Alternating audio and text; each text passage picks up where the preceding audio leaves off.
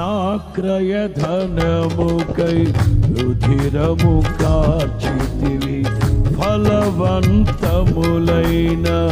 తోటగా మార్చితివి. పాడదామా అందరూ? నా క్రయధనముకై రుధిరము కార్చితివి ఫలవంతములైన తోటగా మార్చితివి.